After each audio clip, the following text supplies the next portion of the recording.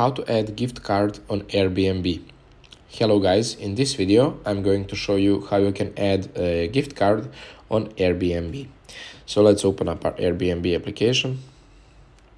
Now the only thing you need to do is go to your profile in the bottom right corner of the screen.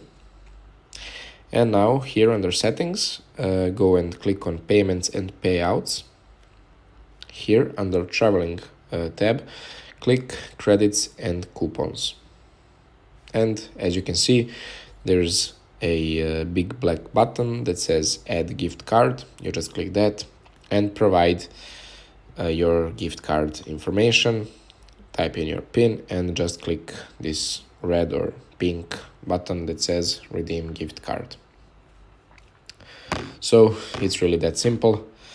Basically, that's it for today's very quick tutorial, but I hope you guys find it helpful.